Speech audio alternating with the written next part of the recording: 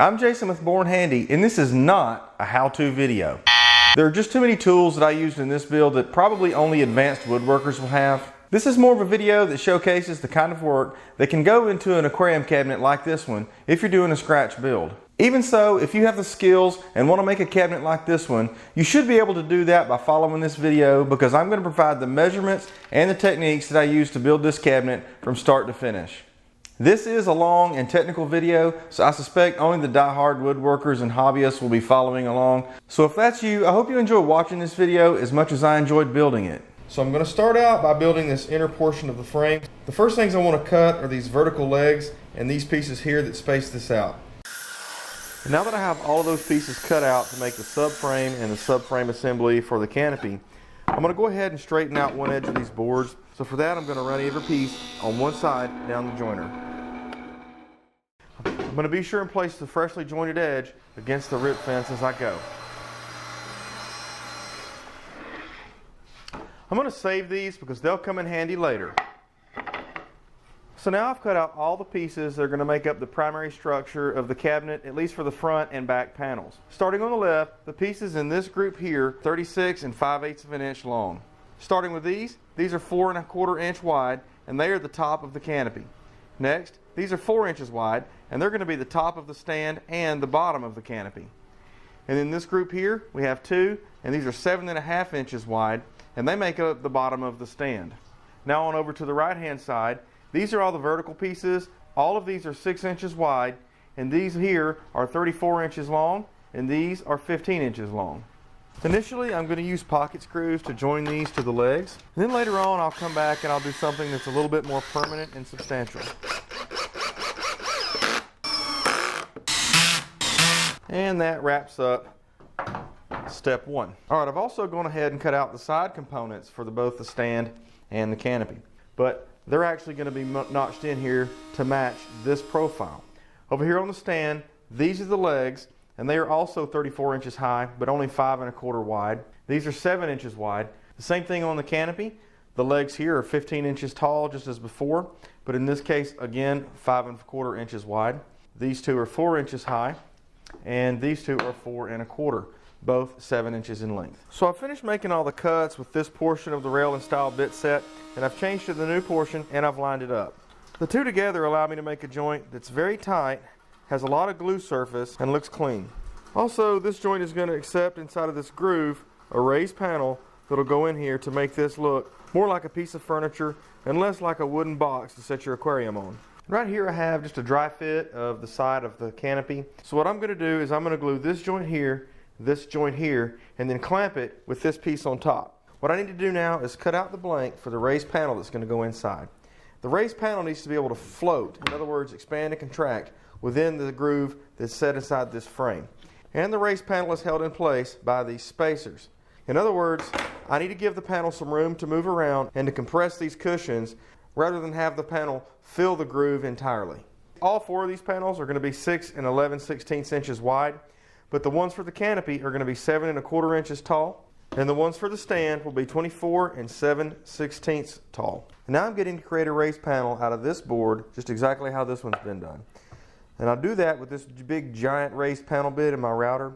This takes several small passes to get this as a complete product. I also have to do the ends first to avoid tearing out. If you were to do the edges first, which is a little easier on the router, and then come back and do the ends, you'd probably ruin a piece blowing out pieces near the edge. But by doing the ends first, any pieces that do blow out get cleaned off when you run through and do the long grain.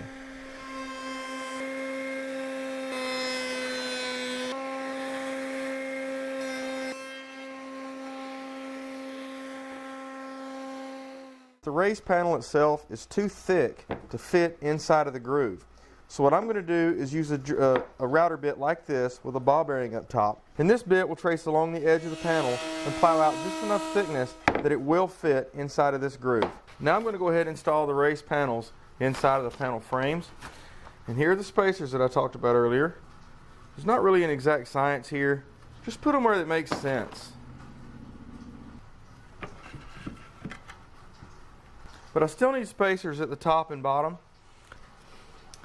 and that takes care of that. Now I'll put a little bit of glue up top, and I'll be ready to set this one on and clamp it up.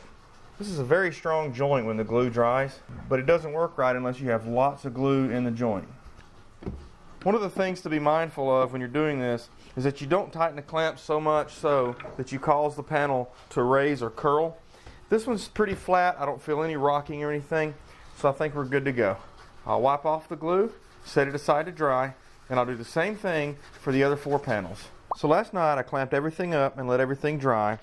Now starting up here on the top, these 2 pieces are the canopy's front and back. These are 15 inches tall by 48 and 5/8 inches long. Next we have the sides of the canopy. These are also 15 inches tall and they are 16 and 11/16 inches wide. Moving on to the stand, the sides of the stand are 34 inches tall and 16 and 11/16 inches wide. And moving on to the front and the back of the stand, these are 34 inches tall and 48 and 5/8 inches wide. The opening that you're going to see that'll be the access point for the sump and the underneath is 36 and 1/8 inch wide by 22 and 1/2 inch tall. Now for the front and back of the stand, I want to put a radius and cut an arch at the bottom of the front and the back. In order to do that, I'm going to use a CNC router simply because I have it and it's pretty easy. But I don't want that to be a reason that you don't put this in, because most people don't have a CNC router. So I'm going to show a method that I've used for many years, and it's always worked very well every time I've used it. And all you really have to do is put a few basic marks on the wood, and I'll talk about that first. So I started 2 inches in from this board, not including what I'm calling the legs, just this center board. The reason I did that is because if you'll remember, we've joined these with pocket screws, and I don't want to cut a radius and expose a pocket hole. So more or less, I've measured 2 inches in from the very edge of the board, and I put a mark. Then I clamped a block in place. I did the same thing on this side. Then I found the center mark, and I put a mark there, and I measured 2 inches in, and I put a mark at the top there. Now I'm going to take a thin piece of wood that fits in between those 2 corners, and I'll just press it until I reach the top of that mark. Then I can draw a line. And you should be able to see I've got a nice mark to cut. After I've done this, I would remove all of this stuff here.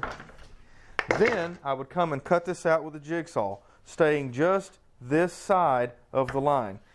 Once I got pretty close, I would come back with either a belt sander or a spindle sander and grind it down very slowly till I was just touching that line.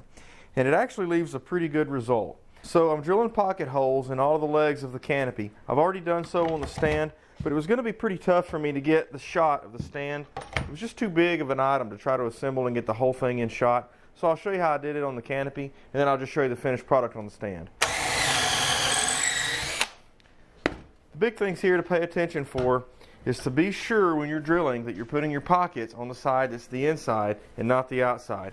We wouldn't want to come this far only to have the pocket hole be drilled in the wrong side and try to have to plug it. This is the canopy top. You'll notice I've gone ahead and put the same arch that I put in the lowers in this portion of the upper as well. It's also important to notice on these that one side has a wider rail than the other. The wider portion is intended to go on the top. It's supposed to match the width of this piece here. The kind of wood glue that you use here matters as well. I like to use Titebond number 3. There are other glues that are probably just as good, but I like Titebond number 3 because it's waterproof, has a little bit slower set time, so it gives me more time to work with it, and it can be cured at a much lower temperature than most other glues.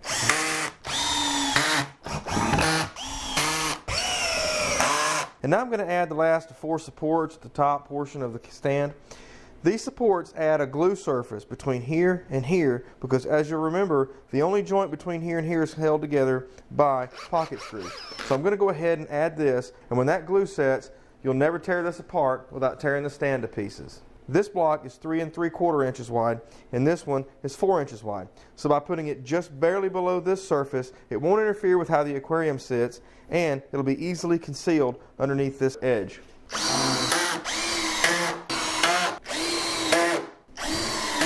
Okay, I've also added some additional strengthening glue blocks at the bottom. The difference here is that each of these glue blocks is only 1 1/4 inches wide, and it goes all the way around all 4 sides.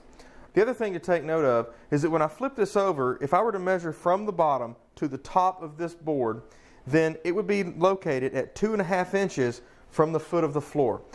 I'm going to cut a plywood panel that sits on top of this And that plywood panel will add an additional 3/4 of an inch. I've already cut away the excess piece of this archway here, but I haven't done so on this side.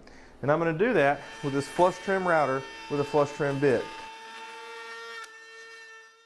Last of all, I want to add this center brace to the top. This piece's job is only to prevent these two pieces here from either bowing inwards or outwards with time, and will have a much more stable aquarium stand.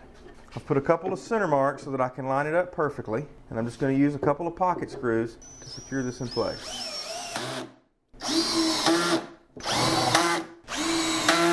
Last, I want to check my work, and a quick measurement from the end shows 18 5/8, and a measurement in the middle shows exactly the same.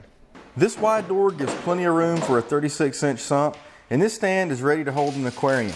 I have drilled for overflows, and although it looks pretty good here, the first time I tried it, I broke the aquarium. I'll include the link to that video in the description. In the next video, I'll talk about what I'm using for a background on this aquarium, this custom sump, and how you can build one just like this one, even if you don't have a CNC router. And the same for the overflow box. Later on, I'll bring a completion of this stand and canopy. If you like the open look, you could stop right here, but I intend to continue on and have this piece looking a little bit more refined by the time I'm finished. So if you enjoyed this video, be sure and subscribe so you can catch the continuation of this build. So until next time, this is Jason with Born Handy.